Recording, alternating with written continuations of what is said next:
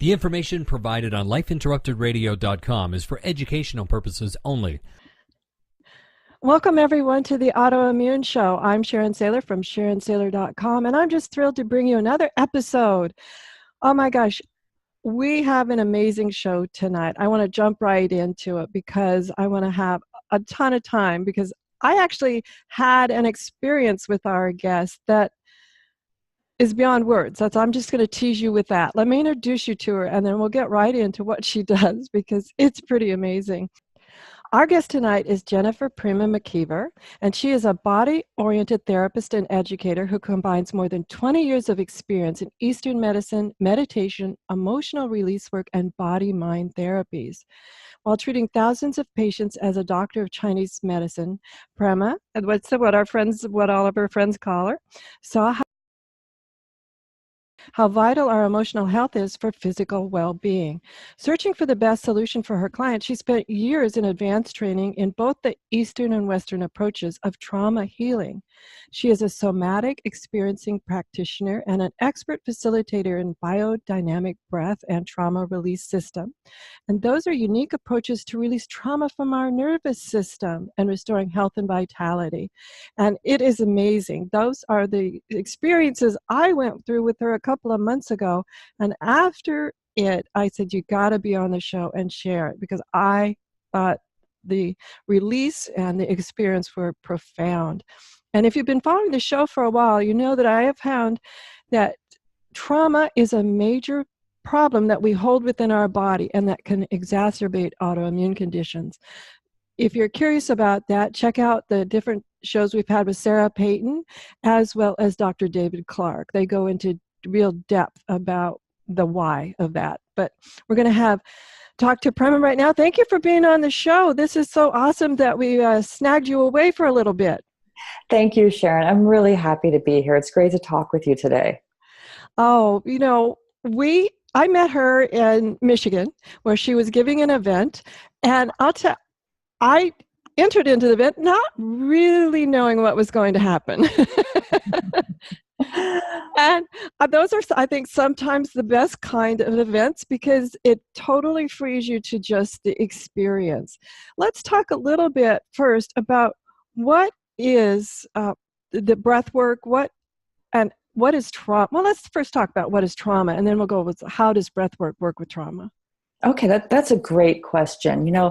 I think there's a misconception often that trauma is something like a car accident, or we fall off our bike, or we fall off a ladder, or an assault, something like that. But trauma really is anything that happens to us that is too much, too fast, that our nervous system cannot adequately process. And as a result, the charge of it, that sympathetic nervous system activation, or the dorsal nervous part of the branch of the nervous system, that freeze gets stuck in our system. So with trauma, we have both often. We have the sympathetic charge, all that adrenaline, cortisol that our body releases, as well as the freeze that comes in from the dorsal vagal branch of our autonomic nervous system. And so trauma really can be anything from stress that we undergo a lot as children. Maybe we grew up in a household where our needs were not adequately met. It could be a parent was really busy, they weren't available, the child often felt isolated. Perhaps it was, what unfortunately happens way too common today, bullying that happens at school or out in the neighborhood. And of course, it can be all those physical types of trauma we've heard about before as well. The common denominator is that our nervous system undergoes tremendous amount of stress and activation, and then doesn't have a way to process that out and let it release from the body. And that processing out and letting it release from the body is what we do with biodynamic breathwork and trauma release. Yeah, that's fantastic. And just for a little overview here, when we talk about the word freeze, that comes from the concept of fight, flight, or freeze. Oftentimes we hear fight or flight. We don't hear that third part of it. There's a freeze part that happens. Yeah, and that freeze part is a huge part of trauma, because if we're able to successfully move through the traumatic event, if we are able to escape, if we are able to successfully fight and defend ourselves, there's no reason to freeze, and there's usually much less occurrence of impact after the event, less of a traumatic stress impact upon us. It's when we're unable, if we're too small, if we're a child and we can't leave home, if something is happening to us and we can't leave, we can't fight, our body goes into a freeze response. And that freeze response can be anything from a mild dissociation, kind of a numbing out, to as far as actually fainting and passing out. There's a range within, there's a continuum within that freeze response. And the thing is, we don't get to choose that response. Our nervous system will automatically choose whatever response it thinks will help us most likely survive the event. And for many of us, if surviving that event meant that we kind of numbed our feelings, we dissociated a little bit, our body was there, but we weren't there, well, that's what was seen as the best possible way to get through a really difficult time. And you know what's other common things is other physical symptoms are often seen in what they call, sometimes you can get a sudden attack of diarrhea, or a common problem is maybe holding it in and having constipation, stomach pains and stomach cramps. So it doesn't have to be just some of the things that you might consider as emotional, such as dissociation. It actually can appear within your body as well, or singularly. Absolutely, because the freeze response is mediated by the dorsal branch of our vagus nerve. And that dorsal branch of our vagus nerve innervates our entire abdominal organs. It's going into our digestive system. It's moving throughout our abdominal cavity and innervating many different of the organs down there. And it's sending most of its information from our belly area back up to our brain. And then some information goes from our brain back down to our belly through that vagus nerve. But the digestive impact is profound. All sorts of autoimmune diseases, as you know, have a digestive component to them. And the fact that our vagus nerve, that dorsal branch, is in charge of the freeze, moves through our entire digestive system. Exactly as you're saying, moving into that freeze state has a profound effect on our internal organs. So if you're thinking, oh, well, I haven't had trauma, sometimes we tend to bury trauma, especially if it's the kind that you're saying, more of a freeze where it wasn't where we could run and hide, or we had to escape, or a sudden car accident, but perhaps the ongoing kinds of traumas, the bullying, the belittling, the maybe even the stares or what have you. Yes. Those kinds of things impact us greatly, that oftentimes others as well as ourselves tend to diminish at the time of impact. Absolutely. A child grows up thinking it's normal for the parents to be not really attuned to their needs.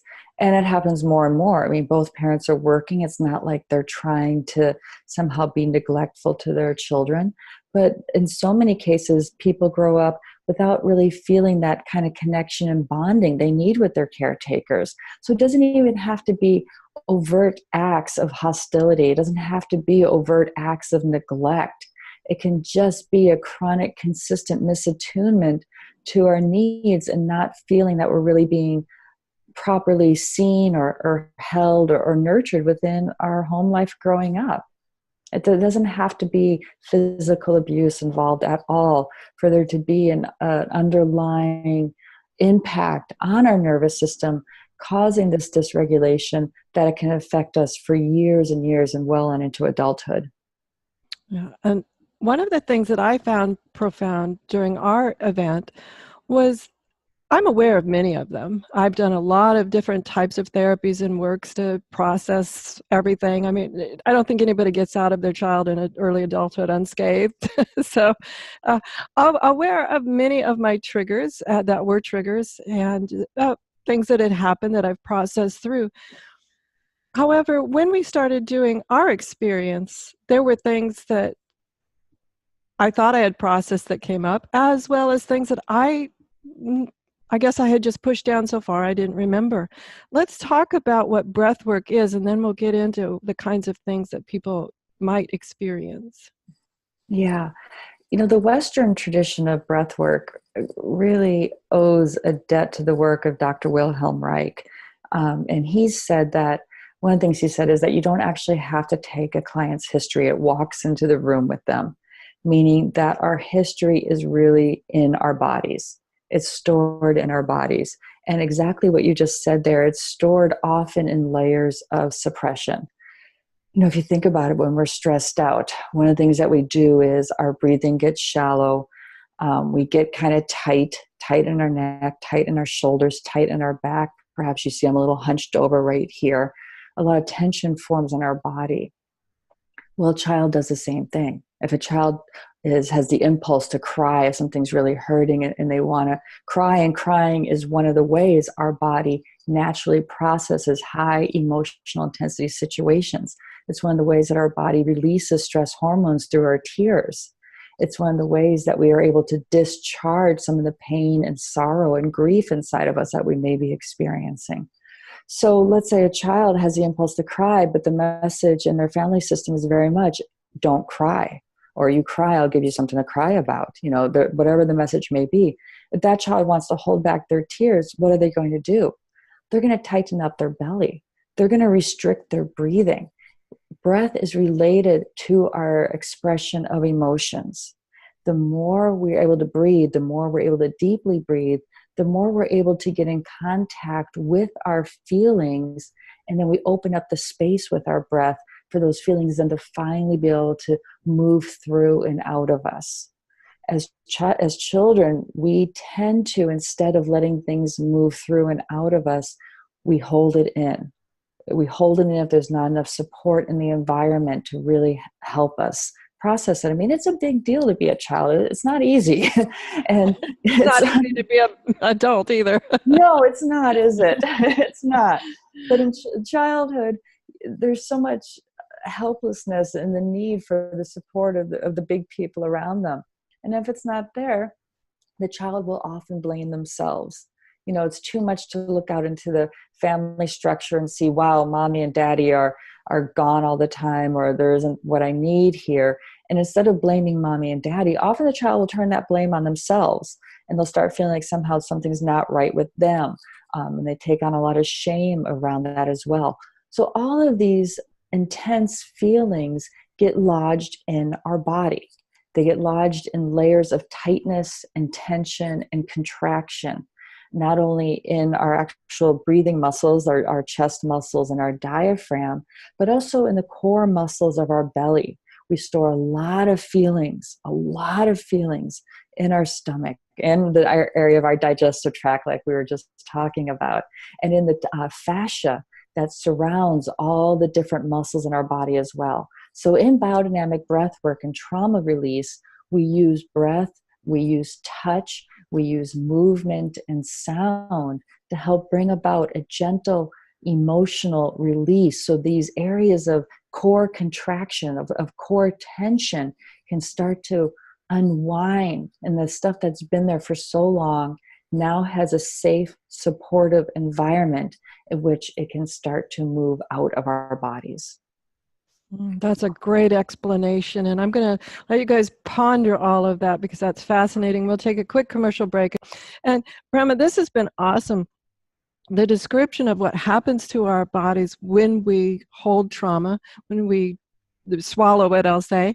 Years ago, I had a doctor tell me one time when I started to have what I would call some stomach issues, she said, and it didn't make sense until lately, she says, if you'd quit swallowing your problems, you'd be fine.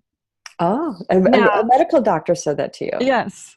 Yes. Wow, that's pretty advanced. And seeing it was a couple of decades ago, absolutely. It was pretty advanced, but also so far out of left field, I had no idea what it meant. Oh. Now I can see the wisdom in it and understanding how the body holds what happens to us, our feelings, and holds what goes on in our nervous system is all part of this whole amazing system. Absolutely. Tell us a little bit more about the breath work and what the experience is like. Sure. Yes. No, that's a great question. So in the biodynamic breathwork and trauma release system, we have 7-day and 5-day groups where people come for that period of time, and they can either be coming just for their own personal exploration, their own personal healing, or they may be coming because they want to learn how to use this modality to work with others. And each day of our programs, we work through, in a very sequential way, a part of our body. And that's because our body is divided. There's many different ways to divide it, but the way we divide it is through what we call the 7 belts of tension. And that was originally laid out by Wilhelm Reich. And the 7 belts roughly correspond to the chakra system. So you have the belt, around your eyes and around your mouth and nose and throat and chest and belly and pelvis and so forth. And we work systematically from the top of our heads to the bottom of our body, releasing the core tension that's held in the fascia and the muscles in each of those layers. And with that becomes, obviously, like you were saying, memories of past events sometimes. The emotions are able to flow, and we loosen up the tightly held bracing, the chronic patterns of bracing that our muscles developed over years as a way to defend ourselves. If you think about it, our core in particular, our core muscles are really undefended. There's no hard, bony structures around them. Our belly is a particularly vulnerable area of our body. And one of the ways that our body then works to protect this vulnerability is by tightening up. It's a very natural reaction. And the problem is it's meant to tighten up for a short period of time and then be able to relax again. But when we have ongoing chronic stress or ongoing trauma or unresolved trauma, that tightening continues and continues and continues and continues. And who wants to live in a body like that? If you could live in a body that had freedom of movement and flow of energy and access to feelings, that's going to be a much healthier space to live in, a much healthier container to live in than in that chronically contracted, braced, tight space. What I found fascinating is I was aware of some of my tight spaces. I was like, okay, I am always sort of stretching my neck up. I am aware I tend to turtle in certain situations. But what surprised me was the number of places I wasn't aware of, meaning as the process unwound and towards the end you have that time you can reflect, you're like, I didn't even know I was doing that. And that was what surprised me so much. I actually felt taller too. Yes. And yes, because as we release the tension in the body, there is this natural elongation of our spine that happens. And it's like a fish in water. Does a fish know they're in water? Of course not. It's just the environment they're in. A lot of these patterns in our body develop by the age of 5, sometimes 7. So I should back up a little bit. See, in biodynamic breathwork and trauma release, we work not just with what we could call shock trauma. We do definitely work with things like accidents and one-time events. But we also work a lot with the things that happened to us as we were growing up that were core pieces of our personality coming together. And those are what we could call those relational trauma or developmental disruptions, if you'd like. And so we work with both of those. We work with shock events, completing that fight-flight response that is so important. If you want to successfully move the freeze out of your body from a shock trauma event, being able to complete that running or complete that fight, complete that impulse. We do work with that. And then, like I said, we also work with these events that many of us don't have any memory of. We don't know what it is. It was just the environment we grew up in, and we shaped ourselves to match our environment. And then in that shaping process, we had to hold back parts of ourselves. We had to hold in parts of ourselves. We had to hold up parts of ourselves. All of this shaped our body. And then we had the result 20, 30, 40, 50, 60 years later. And we start to be able to go back in and explore these. And we do it in breath work, and we do it through movement, and we do it through meditation. There's many ways in our groups and trainings that we do this. But we start to unwind these patterns and come into a much fuller sense of who we are underneath all of this. We get really in contact with our natural expression of our energy and who we want and what our life is really about and what's really important to us underneath the contraction of our body and our mind-body structure. I hope that makes sense. It does, and I have to be careful because I've experienced it, that I make sure that people are understanding the depth and breadth of this process and how transformative it is. Can you share with us, maybe, obviously not names or anything, but maybe just a story or two that could give us an idea of the kinds of transformations you've seen? Absolutely. I lead a lot of groups, and I also see clients privately in my home in Vancouver. Would you like a story that's more about a childhood pattern, or would you like something more about like an event that got resolved? Well, let's do a childhood pattern. I think that one was, at least from my personal experience, the most surprising. Okay. So there is a client who I've worked with quite a bit over the years, and she started coming into me originally because she had chronic PTSD. She was on disability at the time, unable to work and not really that functional in her life.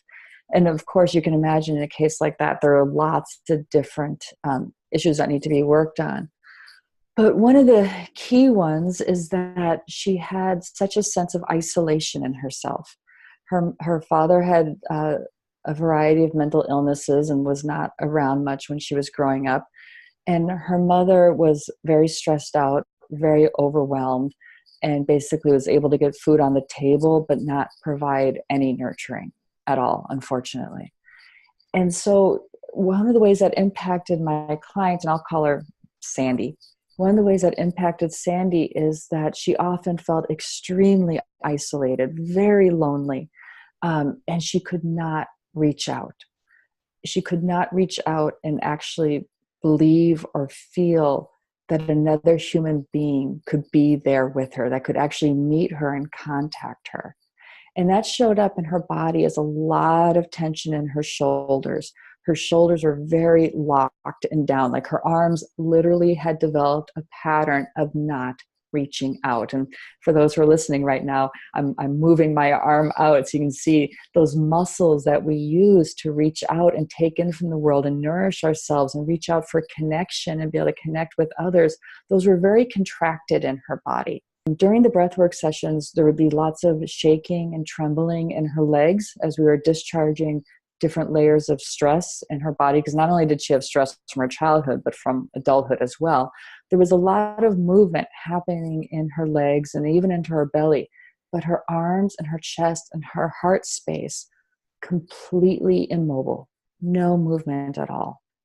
And so we started working with the arms, having her slowly start to practice as she was breathing, reaching out little bits, and through touch, working to soften the contraction that's there in her, around her heart space and around her arms, softening that bracing, that holding back pattern through touch and through different types of exercises that we do during breath sessions to help people move out of these patterns. Our breath session ended and she felt very different, and she was softer. Her face softened, her eyes were soft. And we sat together just kind of quietly, and little tears were coming down. And coincidentally, after our session that day, she had plans to go see her mother and her grandmother. And so she sent me an email the next day saying, I was sitting with my mother and my grandmother, and I've got to tell you, for the first time in my life ever, I felt like I wanted to reach out to them. And I did, and I took hold of their hands, and I just held their hands for our whole time together. And I never imagined something like that could feel so good. So I want to stress that this was not a one-time session. This is somebody who I was working with over a period of time, building up trust and rapport, because we had to create a big sense of safety that she could even go into these scary places. Because to her, to reach out was terrifying. And there was all this armoring in her body to prevent doing something risky like reaching out and not being met and then being hurt or devastated. So this was a part of our work that happened over a period of time. Yes, thank you. I'm glad you bring that up because it's a process. Like everything in our healing journey, it's a process, and just to slow down and enjoy the process. Absolutely. Healing is not linear. It's layers. We move through layers. It can often feel like we're repeating stuff that we did years ago, which gets frustrating at times, of course. But it is the process. It is not, there's no I don't think there is a finish line personally. I haven't found it for myself yet. Well, we'll take that as a finish line for our last commercial break of the session. And as I mentioned in the beginning, how I've had other trauma experts on, and that opened this gateway for me to understand how trauma and holding trauma in our body allows autoimmune to take hold. Now, all my research shows that trauma doesn't cause autoimmune, but I'm sure there's still plenty of research to figure that out, if that's the case or not. But I can tell you from personal experience, once I started to uncover my trauma and release my trauma, my healing accelerated exponentially. I was really surprised. And one of the things I was surprised about, as Prema was sort of alluding to in a bit about how we hold things, for me, there was always little clues. And I sometimes hear it from other people when they say, oh, so-and-so in my life is a pain in the neck, or that event was a pain in my rear. And it was almost as if when I was going through the process with Prema, some of those came up and I went, now I know. So Yes. I mean, just think, even in our language, we say something's tying us up in knots. It's all that is signs of like tension. It hit us in the gut. There's so many things in our language pointing to stress having this hard effect on our body. now, as an adult looking back, and we may have been wonderful enough to experience the breath work, or maybe not. If we go, okay, I feel myself tightening, this could be, one of those places. Is there a way to avoid having the trauma tightness to the point that we freeze and get stuck, or if we see it coming? Yes. Yes. First off, our body often in stressful situations does have the natural inclination to slightly tremble or shake. All mammals do. We get this surge of adrenaline, of the stress hormones, and one of the ways our body discharges that excess hormonal activity is by a shaking or trembling that we're not actually doing it. I don't know, have you ever watched a scary movie and noticed yourself shaking in the seats as you're watching it? Oh, yes, absolutely. Yeah, so that we get conditioned out of that shaking. We get conditioned out of that trembling, but we want to allow space for it. We want to allow space for our feelings. Talking to a friend, letting ourselves cry, going for a long walk, lying on the floor for a while and just letting ourselves breathe and fill our bellies up with air in our chest, and letting the breath just come in and out through a nice, open, relaxed mouth while feeling the support of the floor. Trusting the impulses of whatever it is our body is telling us that it needs in that moment. It's the tightening itself is not a problem. That's a natural part of our defense system. We're meant to have defenses. Anger is not a problem. We're meant to have healthy anger. We're meant to have healthy defenses. The problem is that when we don't let it express and move out, that we try to clamp it down instead of letting it move out, or we get stuck into a pattern of shame, which is also a big reason why we go into freeze. We often in conflict or feeling like we might be making a mistake somewhere, we go into shame and self-blame, and that puts us into a cycle of freeze as well. So in all those situations, I support letting the body move. It could be through dance, breath, yoga, exercise, any of those types of activities, tuning in and giving us an outlet for our emotions and letting that move out of our system instead of getting held in place. Does that make sense? Yes, absolutely, it does. And I'm glad we brought that up, because oftentimes we do try to clamp down, or pull ourselves up by our bootstraps, or big people don't cry, or what have you. We're here to say, yes, they do. Yes, Yeah, we're not they do. perfect. We live in a culture that somehow has this myth of perfection, and that we're all not supposed to have problems or stress, and we do. We're meant to be able to connect with other people and have other people be there to support us. We're meant to be in a place where we can feel safe and connected to the earth. We're meant to be in an environment where we are not working 8, 10, 12 hours a day along with, family stress and everything else. We live in a society, unfortunately, that generates more stress and trauma than most of us can handle, because we live in a very unnatural way right now. And we need to really be sensitive to our bodies and sensitive to our needs. We live in a culture that for some reason doesn't like the idea of us having needs. Guess what? We all have needs. we need people. We need help. We need support. We're meant to be that way. Yes, we are community tribal animals. Yes. I just think people need to understand that. Speaking Yes. of that, you brought up this something that I wanted to touch on, see what you have to say about it. If we see someone else experiencing that trauma, have you found ways that are best to support them through that, so we don't create shame or we don't create guilt in maybe our misguided attempts to make them feel better? So many times I've seen somebody say, oh, shake it off or whatever, and that's not helpful. It's not helpful in the slightest. And I think that really comes out of our own discomfort with our own pain or other people's pain. When I say we need support, we need others, we don't need people to fix us. Nobody wants to be a to-do project or a fixer-up project. But we can let people know that, for instance, I understand what you're saying. What you're experiencing right now is totally normal. I'm here if you want someone to talk to. I'm here for a hug. I'm here to be with you. Not fixing, not trying to offer advice or solutions, but rather providing, I think, a safe space for those around us to come and share and be able to express what's really going on for them without having to hold up a mask of perfection, a mask of I somehow got it all figured out. Which social media is so good at making us feel like we're not. I always say, go on a social media news diet, please. Please, yes, get off Facebook for a while. Yes, get off the social media for a while. All of those things that give you all the feelings that, oh, my life is not as good as everybody else. Right, exactly. Now, I wanted to reflect back on it, something you just said. I recently read a study, and it was on grief and what we can do as friends of someone who is going through profound grief.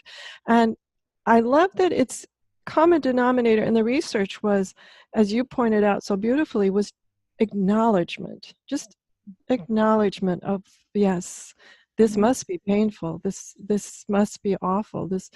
And not getting down in the hole with them and trying to shove them out of the hole or getting yourself stuck into your own form of grief or whatever. I thought it was so profound in its simplicity, and that was just acknowledgement. Yes. And you can see, what do parents do when their child is going into a lot of grief or any strong emotions? They try to distract them. Here's a lollipop, or stop that, or whatever it may be that they do. Different families have different ways of doing it. And yeah, so, have a cookie, you'll feel better. Yes, stick something in their mouth. Exactly. And so we grow up with the message that strong feelings are not okay and we need to distract. And then as adults, that's, of course, it's an imprint in us. It's a pattern. It's a belief system. And so our friend is going through strong emotions, and we just do this. We go on this automatic program when, yes, all that's needed is acknowledgement and holding. Just knowing it's okay. I understand. This is completely natural, and I'm here with you. You're not alone right now.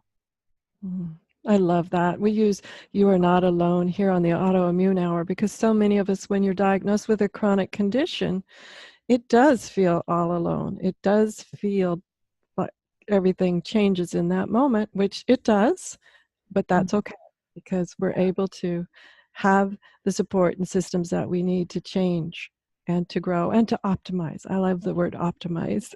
That's a great word. I love that word, Yeah. optimize. Yes, we continue to optimize. So tell us a little bit more about breath work and what you're mostly working with when you find these groups. How do we get to the groups, and what do you find is common denominator that brings people to your groups? Mm-hmm. Well, I think one thing that really brings people to the biodynamic breathwork groups is that most breathwork practices out there are focused either on heavy emotional catharsis, or it's more focused on kind of going into transcendental bliss states. There's lots of different types of breath work, and they're great. It just depends what somebody's looking for. Biodynamic breath work is really about developing a larger container to be with the experience in our body. It's not about huge emotional catharsis, and it's not about going into states of bliss, although that often happens. But it's about how do we get more connected to our body and support the regulation of our nervous system and support the release and the unwinding of those tension patterns, that armoring that's held in our body. So for that reason, when people come to our groups, usually about half of them are coming just for their own personal healing. They're coming because they want to explore. They're coming because they're curious. They're coming because they feel like there's something inside of themselves they don't quite know how to get to yet, and they want some really good support and help to access those places that maybe in the past felt perhaps too edgy or too scary to go into. Many people come because they're wanting to heal from grief and loss. And then other people come because they're healers or they're coaches or they're yoga teachers, they're therapists. They come from a wide variety of healing professional backgrounds, and they want additional tools that they can incorporate into their current way of working with people. Breathwork is going through a huge renaissance right now. It's really seen that this is a practice that has been used in most traditional tribal cultures for thousands of years. And just now we're beginning to understand from a Western physiological sense how it can be used to help us heal from chronic stress and trauma. You know, we breathe in 20,000 times a day. And most of us, well, I don't know if I would say most of us, we breathe in 20,000 times a day. And unfortunately, many of us have stress breath patterns. Our breath is more higher up in our chest. It's maybe more constricted, more shallow. We often don't have that nice, relaxed belly breathing. If you look at a baby when they breathe, their belly's going up and down. It's soft, it's full. Their rib cage is expanding out to the side. Most of us, by the time we get to our teenage years, we've learned to suck in our gut, and we've clamped down on our rib cage, and we have some tightness around our heart space, and our breath gets constricted, and we have more of that stress breathing pattern than the full, natural, relaxed breathing pattern. That's true, and I find that in the body language work that I do a lot, where the voice pattern changes. When you're breathing high and shallow, the voice can sound anxious, angry, other types of things. So that's a clue. If your friends are saying things like, "Why are you always so angry?"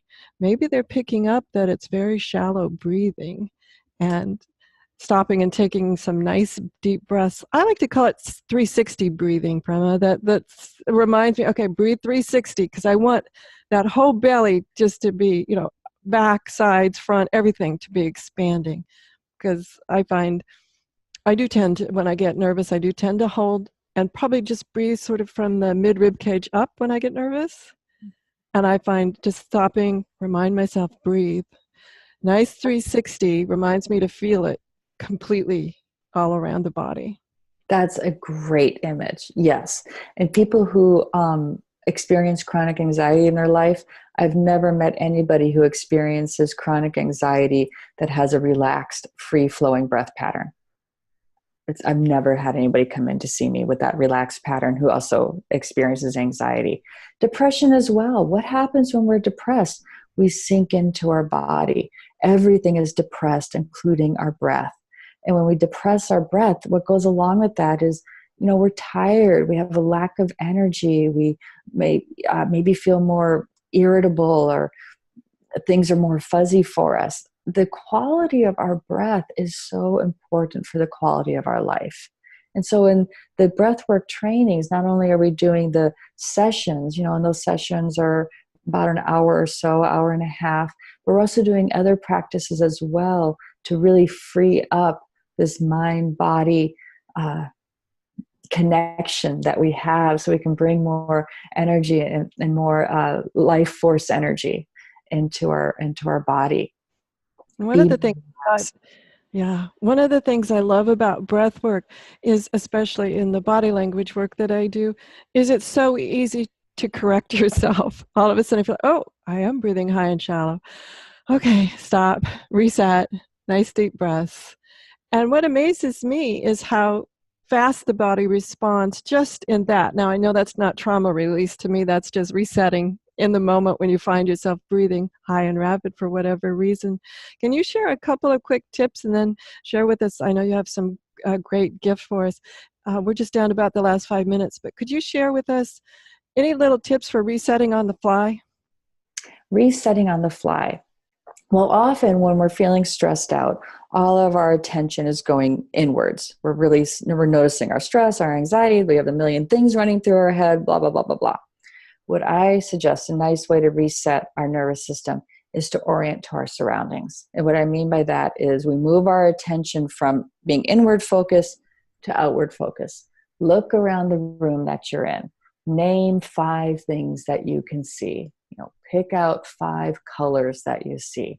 Pick out 5 shapes that you can see, 5 squares, 5 circles. Listen for 5 sounds.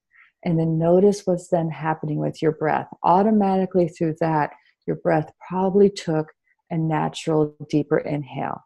And if it didn't quite yet, keep looking outside yourself. Feel into the soles of your feet. Feel the connection of your feet to the ground underneath you. And then send a few slow breaths down all the way through your chest, through your belly, through your legs to your feet. And then on your inhale, inhaling energy up from the ground, back up to your body. So on the exhale, exhaling everything down through your body, through all those meridian pathways, down to your feet and to the earth. And on your inhale, taking an easy, slow breath in from the earth, back up through your body, through your meridian system, into a nice, relaxed mind. Wow. That was meditative just in the explanation there. You can see how wonderfully gifted Prema is in this, because, whoa, there I just went into a moment meditative state and was like, oh, I'm not sure I want to come out right yet and have something else to say. That was awesome. Thank you.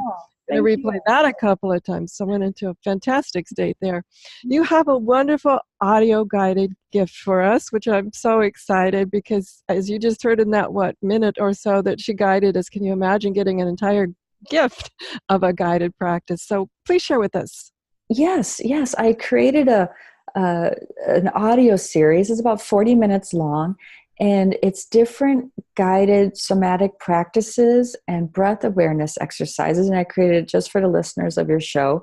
And it's available on my website. Go there and please sign up for my monthly newsletter. And you'll be able to download or listen right from my website to these practices. And they're there to help you get more in touch with your breath, and also to develop more body awareness, more felt sense awareness of what's happening in your body, as well as exercises there to unlock some of the freeze that we hold in our joints, and as well as an orientation exercise to help us come out of that stress response. And you can get that by going to my website. It's sacredinquiry.com/gift. So again, sacredinquiry.com/gift. And I hope your listeners enjoy it. Oh, I know we will, because just during that question, which wasn't even a guided meditation per se, lost me in trance there. That was fantastic, Prema. Thank you so much for sharing. And let me spell it out. It's SACREDINQUIRY.com. We'll have that up over at understandingautoimmune.com. So you can, if you didn't have a pencil there, go ahead and just pop over to understandingautoimmune.com and you'll be able to see Prema. This has just been awesome. Thank you so much. I encourage you all to visit her website, get a deeper understanding of the amazing power of breath work. And everyone, have a great week, whatever your adventures. Join me next week for another brand new episode. Enjoy. The information provided on the Autoimmune Hour, Understanding Autoimmune, and Life Interrupted Radio, including the websites understandingautoimmune.com and lifeinterruptedradio.com, plus social media, is for educational purposes only. What you read, hear, and see on the Autoimmune Hour, Understanding Autoimmune, and Life Interrupted Radio, and its websites, and other media outlets is based on experience only. The information should never be used for any legal, diagnostic, or treatment purposes. Always seek sound legal, medical, and or professional advice regarding any problems, conditions, and any of the recommendations you see, hear, or read here on the Autoimmune Hour, Understanding Autoimmune, and Life Interrupted Radio.